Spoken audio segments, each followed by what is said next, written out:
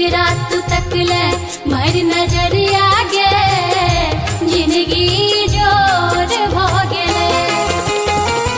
जीवन उदास गुड अन्हर आगे जीवन उदास गुड अन्हर आगे एक पल में भोर भ गेले जकरा तू तकले मर नजर आगे जिंदगी जोर भ गेले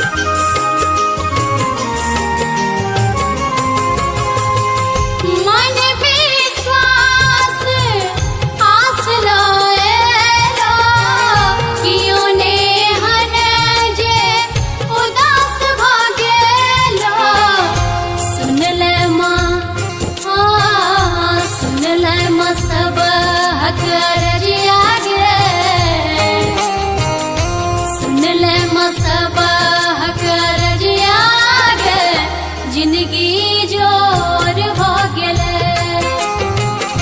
जकरा तू तकले भर नजर आगे जिंदगी जोर भ गेले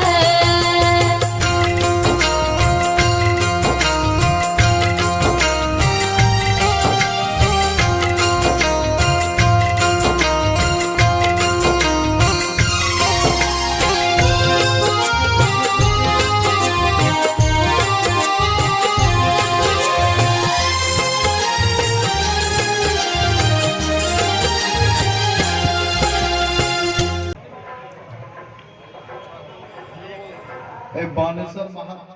महोत्सव के समापन के क्षण छी हमरो परिकल्पना जे रहे उ पार क गेलिए एखन के उत्सव देखे जहिया हम सोचलो रहते या ई दृश्य के नहीं हम देख पेलिए लेकिन अहाँ सबके आई सहयोग से जे दृश्य बनल है पूनम जी जे समा बांधली ऐसे पहलू को जे भी कलाकार रहे वो सब कलाकार एक पर एक रहे सबके हम सुनने छी समय में ये जे समय छे हम अहाँ के विश्वास दिलावे छी और हम समझे छी कि बिहार के धरती और वह में मिथिला के धरती प्रतिभा के जननी छी ऐठा प्रतिभा के कमी नहीं छे ऐठा के प्रतिभा कतो भी दुनिया में कतो भी अपन नाम जाके क्या आवे छे ऐठा के बेटी तै द्वारा हम निश्चित रूप से विभाग के माध्यम से सब कलाकार के हम आश्वस्त करे छी कि अहाँ के लागत आवे वाला समय में कई कला क्षेत्र में भी आवे वाला समय में अहाँ के बढ़े के अवसर भेटत ए बात के हम विश्वास दिलावे छी एही के साथ हम सबसे बेसी अहाँ के जे टीम छे टीम के जे टीम मिल के कार्यक्रम के आयोजित केले सफलता पूर्वक आयोजन केले एकरा लिए सबके जे धनंजय मुखिया जी छे बिट्टू जी छे या हुनका संग जते लोग एमे लागल रहे भरत जी छे और हमर छोट भाई जयवर्धन जी अहाँ ओकरा नहीं देखने हेबे अहाँ के पतो नहीं चलत जे पीछा से व्यवस्था के संचालित करे में जे पीछा के चीज होय छे जे कतो अहाँ के देखार आगू में आबि के नहीं पड़त हमर छोट भाई जयवर्धन एकरा करे में ओकरो बहुत भूमिका छे हम ओकरो बहुत आशीर्वाद दै छी कि अहिना अहाँ करैत रहू और अहाँ अहिना आगू बढ़ैत रहू और सबसे बेसी हम